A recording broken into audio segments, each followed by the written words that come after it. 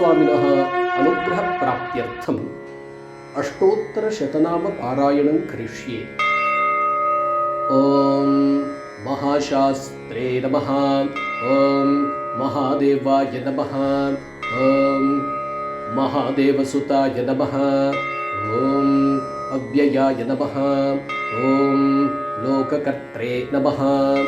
ॐ लोकभर्त्रे नमः। ॐ लोकहर्त्रे नमः। ॐ परात्पराय नमः। ॐ त्रिलोकरक्षकाय नमः। ॐ धन्विने नमः। ॐ तपस्विने नमः। ॐ भूतसैनिकाय नमः। ॐ मन्त्रवेदिने नमः। ॐ महावेदिने नमः। ॐ माहृताय नमः। ॐ जगदीश्वराय नमः। ॐ लोकाध्यक्षाय नमः। ॐ अग्रगण्याय नमः। ॐ श्रीमते नमः। ॐ अप्रमेयपराक्रमाय नमः। ॐ सिंहारूढाय नमः। ॐ गजारूढाय नमः। ॐ हयारूढाय नमः। ॐ महेश्वराय नमः। ॐ नानाशस्त्रधराय नमः। ॐ अनघाय नमः। ॐ नानाविद्याविशारदाय नमः। ॐ नानारूपधराय नमः। ॐ वीराय नमः। ॐ नानाप्राणिनिषेविताय नमः। ॐ भूतेशाय नमः। ॐ भूतिदाय नमः। ॐ भृत्याय नमः। ॐ भुजङ्गाभरणोत्तमाय नमः। ॐ इक्षुधन्विने नमः। ॐ पुष्पबाणाय नमः। ॐ महारूपाय नमः। ॐ महाप्रभवे नमः। ॐ मायादेवीसुताय नमः। ॐ मान्याय नमः। ॐ महानीताय नमः। ॐ महागुणाय नमः। ॐ महाशैवाय नमः। ॐ महारुद्राय नमः। ॐ वैष्णवाय नमः। ॐ विष्णुपूजकाय नमः। ॐ विघ्नेशाय नमः। ॐ वीरभद्रेशाय नमः। ॐ भैरवाय नमः। ॐ षण्मुखध्रुवाय नमः। ॐ मेरुशृङ्गसमासीनाय नमः। ॐ मुनिसङ्घनिषेविताय नमः। ॐ देवाय नमः। ॐ भद्राय नमः। ॐ जगन्नाथाय नमः।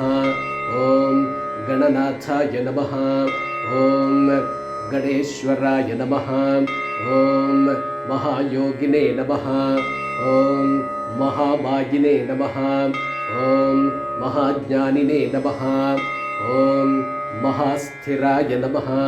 ॐ देवशास्त्रे नमः। ॐ भूतशास्त्रे नमः।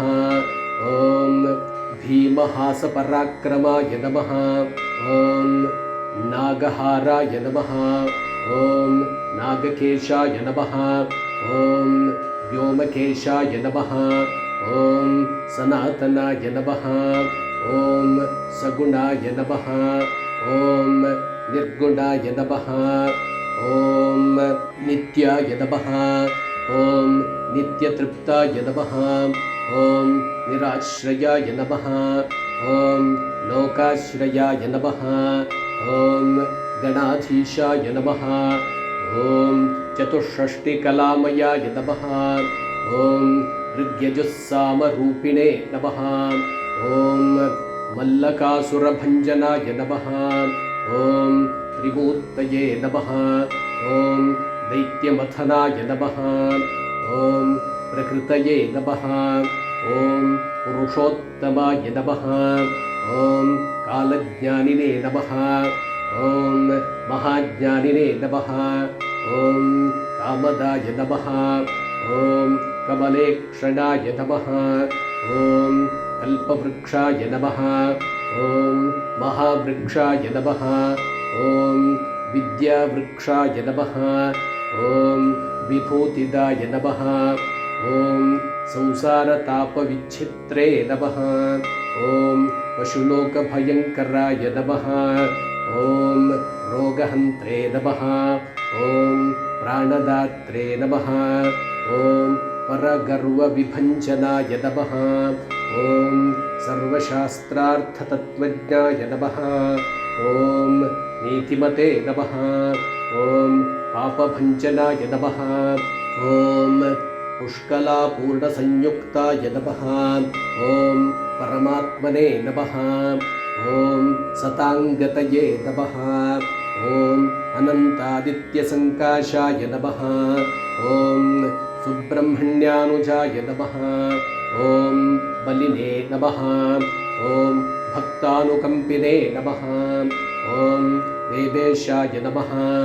ॐ भगवते नमः। ॐ भक्तवत्सलाय नमः। इति श्री अय्यप्पाष्टोत्तरशतनामपारायणं समर्पयामि। श्री अय्यप्पस्वामी प्रीयताम्। स्वामिये शरणमय्यप्प।